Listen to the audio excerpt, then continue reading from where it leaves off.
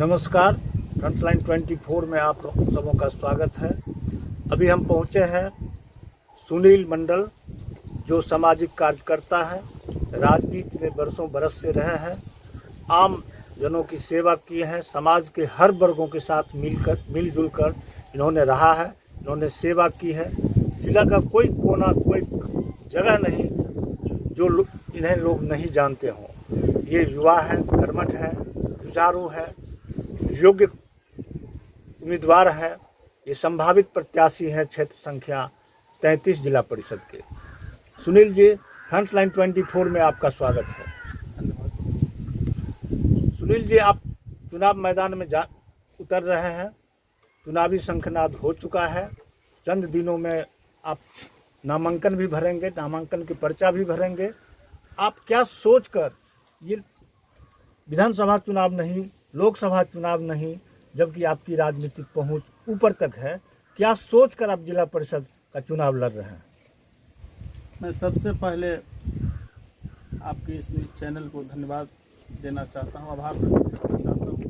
मेरे जैसे छोटे कार्यकर्ता के लिए आपने अपना वक्त निकाला और मुझे भी आपके माध्यम से जनता के पास जाने का एक और अवसर मिलेगा, इसलिए मैं आभार प्रकट करता हूं। मैं छात्र जीवन से राजनीति कर रहा हूँ और मेरी रुचि जब मैं 8वां क्लास में पढ़ता था तो वहाँ से आप लोग देखे हुए या याद होगा कि 7:30 बजे का बुलेटिन होता था, 9:15 बजे का बुलेटिन होता था।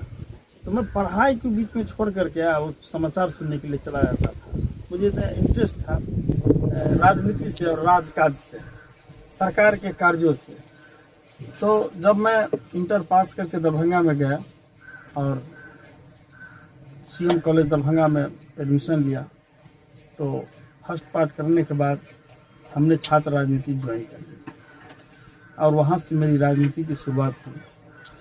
मेरे अंदर आंदोलन का एक अलग जगह था कि जहाँ जुल्म हो, डॉक्टर लोहिया का मुझे वो लाइन याद है और मैंने पढ़ा था कि जहाँ जुल्म हो वही मुखालफत करना चाहिए। और मैं यूनिवर्सिटी में जब राजनीति करने के लिए गया तो मैं अपने दोस्तों से कहता था कि मुझे जब कुछ बात में देखता था तो मैं कहता था कि मुझे बर्दाश्त नहीं हो रहा और मैं इसके लिए ज्ञापन दूंगा तो मैं धरना पर बैठूंगा।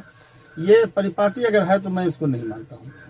और मेरे ऊपर में अगर गमछा रहता था तो मैं उस गेट पर उस अन्याय के खिलाफ बैठ जाता। जिस परिपाटी को मैं आज तक चला, लेकिन जब मैं गाँव आया और ये इस राजनीति को परखा, गाँव के राजनीति को, चुनावी राजनीति को परखा, तो उस बीच मुझे एक मिथिलांचल के बड़े नेता के सादर सानिध्य में काम करने का मौका भी मिला। मैं उनके ईमानदारी का आदि कायल हूँ। लेकिन जब ग्रामीण चुनावी राजनीति से जब मैं जुड़ा तो मुझे लगा कि लोग कहते हैं कि नेता को गाली देता है या नेता के प्रति जो समाज में आज भावनात्मक रूप से कहा जाए तो नज़रिया बदल गया है देखने का। पहले सामाजिक कार्यकर्ता जाते थे तो सम्मान के साथ दरवाजे पर पहले भोजन के लिए पूछता था, ये सामाजिक कार्यकर्ता है, ये भूखे होंगे, ये भर दिन अपनी काम काज छोड़ के, अपने बाल बच्चों को छोड़ करके और समाज के काम के लिए हैं सड़क पे। न जिसको धूल से मतलब है, न धूप से मतलब है, न बरसात से मतलब है, न छाँव से मतलब है। उनका काम है समाज का सेवा करना। पक्का समाजवादी के स्टाइल में, रोल में जो काम कर रहे थे और लोग किसी जात के लोग पूछते थे कि आप खाना खाए हैं कि नहीं, उसका सम्मान करते थे। उनके विषय में, उनके परिवार के विषय में, बाल बच्चे के विषय में लोग पूछते थे। आज के राजनीति में मुझे लगता है कि मैं अगले बार जिला परिषद का चुनाव लड़ा था 33, तो मैं 431 वोट से चुनाव हार गया था और मैंने जनता के बीच में मुझे 4 नुक्कड़ सभा की परमिशन मिली थी। तो जहाँ जहाँ मैंने नुक्कड़ सभा के माध्यम से अपनी बात रखा, वहाँ लोगों ने मुझे बहुत वोट दिया और जहाँ तक मेरी आवाज़ नहीं पहुँची वहाँ मुझे लोगों ने कम वोट। मेरे हार का एक यही कारण है। इसीलिए मैं इस बार भी राजनीति में फिर एक बार दोबारा आजमा रहा हूँ। लेकिन कभी कभी अंदर से मुझे घिन आता है आज के राजनीतिक परिवेश में। मैं लोगों के बीच में जब जाता हूँ तो मैं साफ कहता हूँ कि न मैं MP MLA का बेटा हूँ, न मैं लाखपति करोड़पति का बेटा हूँ, न मैं स्वयं कभी नौकरी किया, ठेकेदारी किया, दलाली किया, बटेदारी किया। मैं उस सबसे दूर। मैं राजनीति केवल करता हूँ, सेवा की भावना है मुझे और जो आज की राजनीतिक परिवेश में जो भ्रष्टाचार है, नीचे से ऊपर तक जो भ्रष्टाचार का गोथी बहती है, मैं किसी सरकार के खिलाफ नहीं करता, लेकिन नेतागिरी में जो भ्रष्टाचार आ गया है, वो किसी पार्टी के नेता हो उसमें सम्मिलित जब रहता है, और मैं जब उनको देखता हूँ किस तरह का आचरण करते हैं, तो मुझे भी उस राजनीति से घृणा आती है। हम किसी गरीब आदमी में छोटा सा बात बहुत छोटा है, कहने भी नहीं बन पाता है, लेकिन चीज़ें बहुत बड़ी है कि जब मैं किसी गरीब आदमी के साथ लेकर किसी काम करने के लिए, जिसकी आवाज़ वहाँ तक नहीं पहुँच पाता है, छोटा सा प्रखंड मुख्यालय में, और मैं उनको काम करने के लिए जाता हूँ, और मेरी अपेक्षा उनसे एक पान की भी नहीं, एक चाय की भी नहीं, और जब मैं देखता हूँ कि उनको छोटा काम के लिए हज़ारों रुपया खर्चा हो रहा है, वो चक्कर काट रहे हैं, उनका काम नहीं हो रहा है, तो क्या है लोकतंत्र? ये लोकतंत्र मजाक लगता है। वार्ड सदस्य, मुखिया, समिति, सरपंच, जिला परिषद के सदस्य, इतना जनता के सेवक है, ये नेता नहीं है। जनप्रतिनिधि सच मायने में सेवक कहा जाता है, और ये पता नहीं है सेवक मालिक हो जाता है। मैं इसी भावना को लेकर के कि मुझे अगर सर्टिफिकेट दे देंगे जनता, तो मैं इस बात को साबित करूंगा कि जनप्रतिनिधि नेता नहीं होते हैं, सेवक होते हैं। बहुत धन्यवाद। सुनील जी, आप जिस क्षेत्र से चुनाव लड़ने जा रहे हैं, वह क्षेत्र बाढ़, सुखाड़, गरीबी, विभिन्न तरह की समस्या से जूझ रहा है। यह विभिन्न पंचायत, आपका ये 33 नंबर क्षेत्र।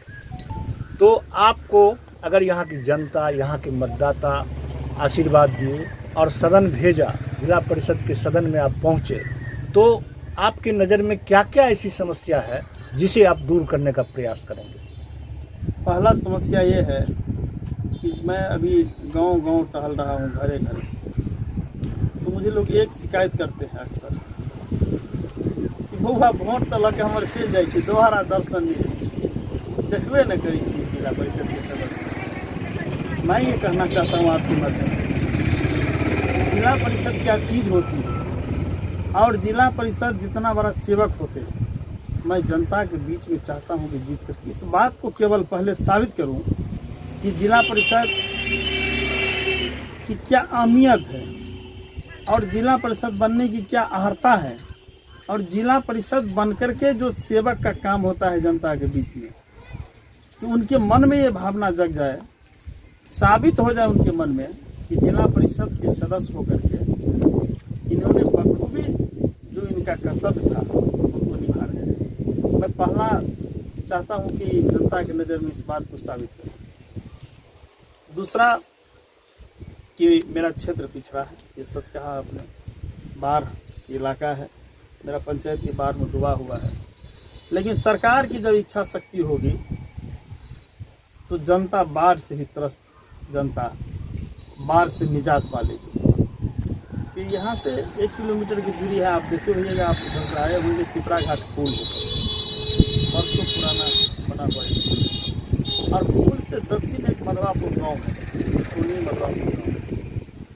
सरकार का जब मनसा हुआ कि यहाँ पक्की सड़क बनना चाहिए, तो मेरा वहाँ 10-12 बीघा ज़मीन है, और मेरे खेत होकर के बीचों बीच रास्ता गया। उन्होंने कहा, ग्रामीणों ने बिठा कर मुझे कहा, और उस समय के तत्कालीन माननीय मंत्री जी, स्थानीय विधायक श्री कपिलदेव कामत जी मुझे टेलीफोन किए।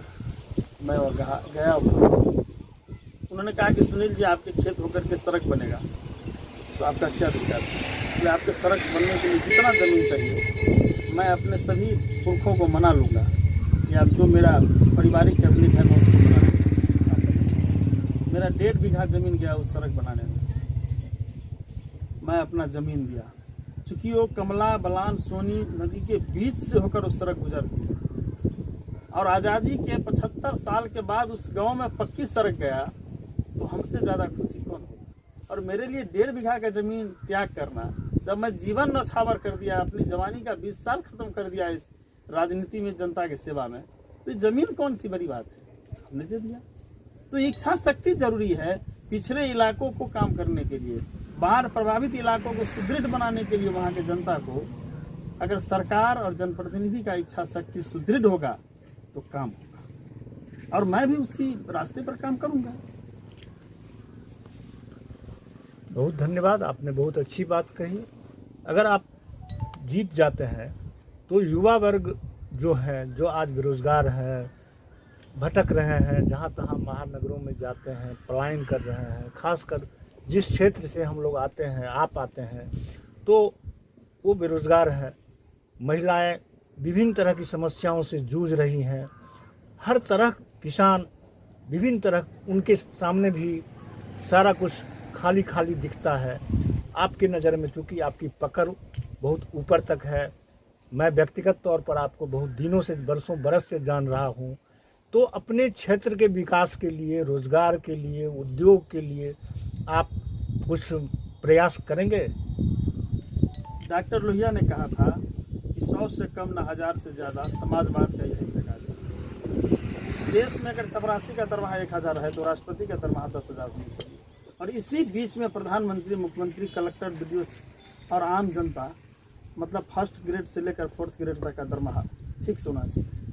अगर आबादी इतनी है और बिहार का इंफ्रास्ट्रक्चर या इसको कहिए कि राजस्व की, बिहार झारखंड अलग होने के बाद इसकी राजस्व की कमी आई, क्यों नहीं सरकार डॉक्टर लोहिया को उस लाइन को पर काम करके और युवाओं को रोजगार दे रही है। सभी सरकार कर रही है कि नहीं, सभी विभागों में सीट खाली है, तो अगर डॉक्टर लोहिया को अगर उस लाइन को ला दिया जाए बिहार में, तो किसी को, हमको लगता है कि आपत्ति भी नहीं होगी।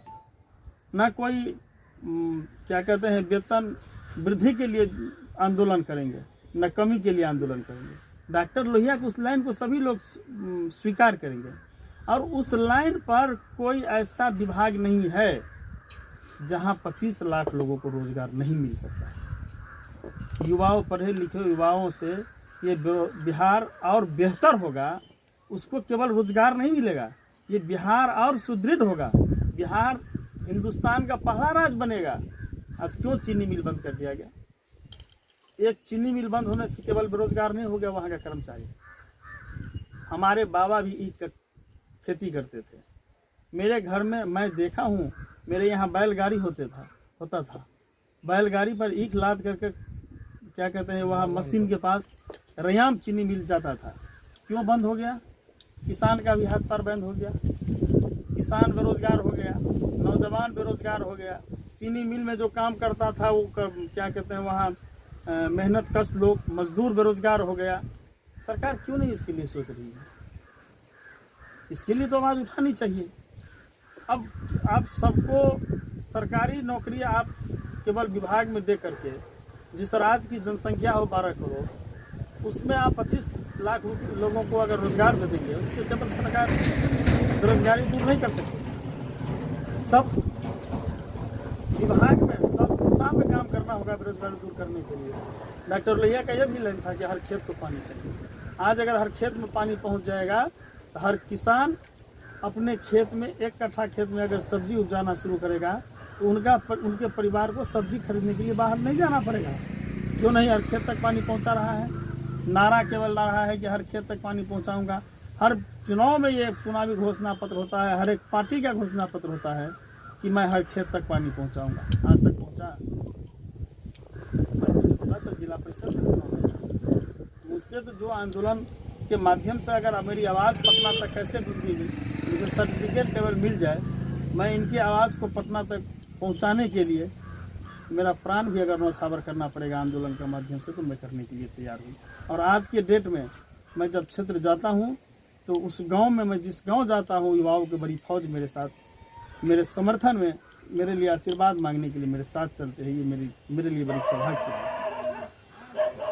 आजकल आप प्रतिदिन निकलते हैं अपने क्षेत्र में, विभिन्न गांवों में, विभिन्न पंचायतों में। आप लंबे दिनों से राजनीतिक जीवन जी रहे हैं, सामाजिक कार्य करता रहे हैं, लोगों के हर दुख सुख में आप साथ रहे हैं, ये सब जान रहे हैं। लेकिन अगर इस समय आप जो जा रहे हैं क्षेत्र में, तो आप कैसा अनुभव फील कर रहे हैं? मैं केवल आज नहीं निकल रहा हूँ क्षेत्र में। हमसे कोई पूछता है कि आप क्या करते हैं, तो मैंने अगर जवाब दिया, मैं अपना जवाब दिया तो हंसने लगे। हमने कहा कि मेरी 24 घंटा की नौकरी है बिना दरमाहा के जनता के लिए, तो लोग हंसने लगे। मेरा रूटीन ही यही। आज मैं क्षेत्र गांव की तरफ जाता हूँ वोट मांगने, आज आशीर्वाद लेने के लिए, चूँकि चुनावी समय है। मेरा 365 दिन का यही रूटीन है कि मैं प्रखंड मुख्यालय हो, जिला मुख्यालय हो, अनुमंडल मुख्यालय हो, पंचायत का मुख्यालय हो या गांव का कोई सार्वजनिक स्थान हो, मैं घर से स्नान भोजन करने के बाद, नित्य क्रिया से निवृत्त होने के बाद मैं कहीं न कहीं एक जगह पर जनता के बीच में भी जाता हूँ और उनकी समस्या को देख करके उनके जो समाधान की दिशा में मेरे पास जितना हर दिन में आता है, मैं 12-1 बजे तक कलेक्ट करता हूँ। उसके बाद उसके काम के लिए अगर प्रखंड हो, अनुमंडल हो, जिला हो, मैं वहाँ के लिए चल देता हूँ। और मैं प्रत्येक दिन ये प्रयास करता हूँ कि हमसे कम 5 आदमी का कोई न कोई उतार। धन्यवाद। अब अंत में आपसे मैं ये जानना चाहता हूँ कि अभी चुनावी मैदान में आप जा रहे हैं, उतर चुके हैं, अंत में अपने मतदाताओं को क्या संदेश देना चाहते हैं? मैं अपने मतदाताओं को यही संदेश देना चाहता हूँ कि मेरी क्षेत्र में 7 पंचायत पड़ता है। मुझे एक क्वेश्चन अगर कोई करता है कि आपके क्षेत्र में किस जाति का कितना वोट है, तो मैं उससे हाथ जोड़ लेता हूँ। मुझे किसी जाति के विषय में मत पूछिए। मेरे पास कोई गरीब ब्राह्मण हो या डोम का बेटा हो, चमार का बेटा हो या धानु का बेटा हो, मैं मुसलमान का बेटा हो या ईसाई का बेटा हो, मैं किसी के प्रति ये नहीं जानता हूँ काम करने के बाद कि ये कौन सी जाति से आते हैं और इनका गांव घर कहाँ है। मेरे पास आया है और अगर हमसे होने वाला रहता है उनका समाधान, हम उनका सेवा कर पाते हैं, तो मैं अपनी ड्यूटी समझकर, मैं अपनी कर्तव्य समझ करके उनके साथ चल देता हूँ। तो मैं अपने क्षेत्र की जनता को अंतिम संदेश यही देता भी हूँ और यही कहता भी हूँ, और आपके माध्यम से मैं निवेदन ही करके कहता हूँ कि आज मैं चुनावी राजनीति में, चुनावी समर में हूँ। आपके आशीर्वाद के लिए अगर आपके पास जा रहा हूँ तो मुझे दुख होता है कि जब मैं सुनता हूँ कि आपके खिलाफ में या आपके साथ बहुत उम्मीदवार हैं, उसमें कुछ ठेकेदार हैं, कुछ बटेदार हैं। मैं किसी की आलोचना नहीं करना चाहता हूँ। कुछ बटेदार हैं, कुछ लोग नौकरी करते हैं वो आ गए हैं, कुछ लोग दलाली करते हैं। तो मैं तो केवल अपनी बात रखने के लिए अपील करना चाहता हूँ कि आप इतना केवल गौर करिए कि एक जिला परिषद सदस्य होने के लिए क्या अर्हता होनी चाहिए, क्या योग्यता होनी चाहिए। योग्यता का मतलब मैं शैक्षणिक नहीं जाता हूँ। योग्यता का मतलब कि जो आपका पक्का सेवक बन करके आपका सेवा करे, उस बात को ख्याल रखते हुए चुनाव में बहुत लोग पैसा बांटेंगे, बहुत लोग दारू बांटेंगे। मैं नहीं मना करता हूँ कि आप पैसा नहीं लीजिए, मैं कहता हूँ कि आप पैसा भी ले लीजिएगा। मैं कहता हूँ कि उनका दारू का बोतल अगर लेके आवे, कहीं कार्टून हो तो छीन लीजिएगा, कार्टून है पूरा, जो आवे देने के लिए ले लीजिएगा। लेकिन अंतर आत्मा के पुकार पर अगर मैं आपके उस लायक सेवक बन सकूं, जिला परिषद के सदस्य लायक अगर इस क्षेत्र के लिए मैं लोग मुझे समझे, तो मुझे वोट दीजिएगा। वोट मांगा नहीं जाता है, वोट अंतरात्मा के पुकार पर दिया जाता है। उस अंतरात्मा को दबाइएगा नहीं, उसको मत बेचिएगा। वोट देना हो, कभी कभी लोगों के सामने में मजबूरी आता है कि वो फलना कुट में छे, फलना जाते छे, एक बार देख ला कनिए करो दादा, उसको सत्यनारायण भगवान का प्रसादी मत बनेंगे। जात हो, क्षेत्रवाद हो, रुपया हो, दारू हो, उस पर मत दीजिएगा। बड़े लोग छोटे लोग मत दीजिए। अंतर आत्मा के पुकार पर आपके नज़र में अगर मैं सही सेवक साबित हो सकूं और मैं साबित कर सकूं जिला परिषद क्षेत्र जैसा मैं उनसे वादा करता हूं, अगर हम पर विश्वास और भरोसा हो तो